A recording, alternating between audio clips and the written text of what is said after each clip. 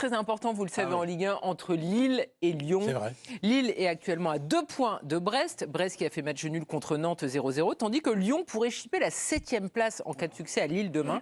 Alors, qui joue le plus gros? On n'a plus le temps de faire de duel parce qu'on est très en retard. Mais je vais commencer avec vous, Timothée, parce que vous avez eu la déception de la F1. Alors je vous donne. Tu vas même finir l'émission. Voilà.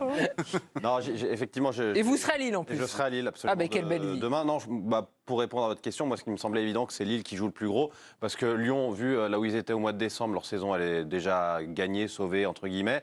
Et puis, je pense que Lille a un entraîneur extrêmement bankable et que s'ils veulent le garder, une qualification en Ligue des Champions serait peut-être la bienvenue. Parce que direct.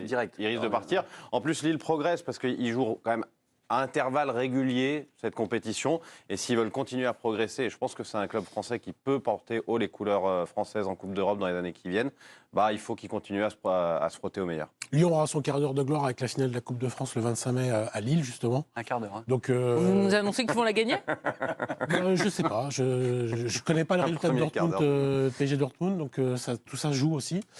Et donc, je pense que Lille joue le plus gros parce que c'est lui le favori de ce match. C'est lui qui est le mieux placé, positionné pour être en Ligue des Champions. Donc oui, c'est Lille qui a la pression, comme on dit. Donc vous les voyez dépasser Brest? Oui.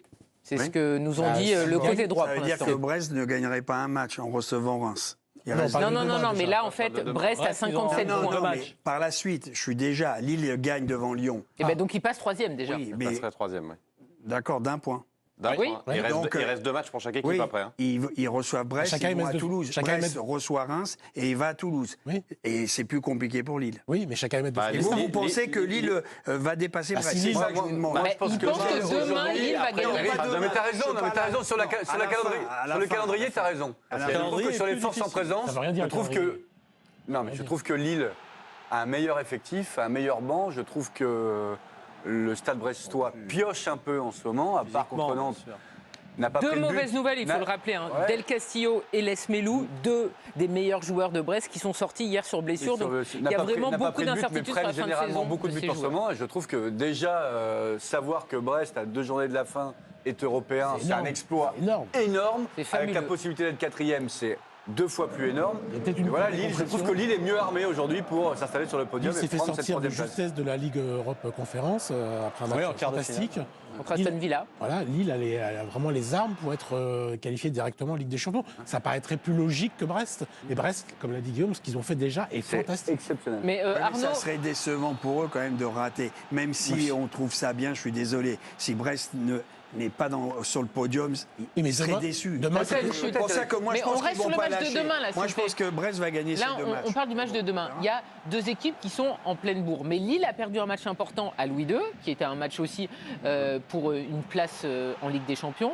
Les Lyonnais sont en pleine bourre. Ils ont renversé Monaco le week-end dernier. Pour vous, qui est favori de ce match? Les Lyonnais ou les Lillois? Je dirais les Lillois, parce que c'est à Lille. Mais ça joue quand même de jouer de. Ils ont perdu qu'un match cette saison. Ouais. Et puis après, Lyon a montré quand même quelques difficultés sur certains déplacements récemment. Donc, au parc notamment, ouais. Et donc moi, pour moi, c'est Lille qui est le favori du match.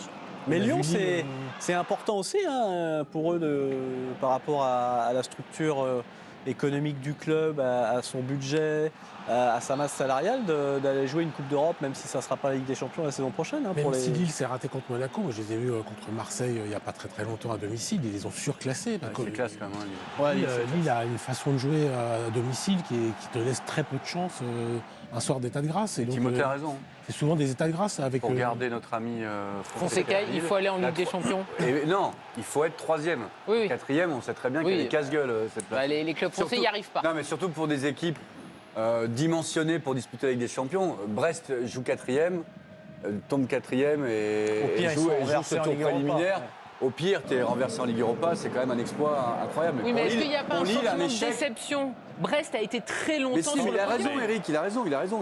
Brest va être déçu, mais je pense que sur la fin, va peut-être manquer un peu d'essence pour conserver cette 3e place. Surtout si tu perds tes meilleurs. Vous parlez de Lille, là? Non, de Brest. Les Melou et Del Castillo. D'ailleurs, quelques petites nouvelles. Pour Del Castillo, il souffre d'une contracture au mollet gauche. Donc c'est jamais bon, le mollet l'enfer. Voilà, donc peut-être qu'on pourrait ne pas le revoir cette saison. Et du côté de Les Melou, on rappelle qu'il avait déjà été blessé au match précédent. Là, il a joué, il a pris un coup et donc il a dû sortir sur blessure. Il y a une vraie incertitude concernant également sa participation au prochain match. Ça sera Brest-Reims. Et en plus, pour finir, Bradley Loco est suspendu contre Reims.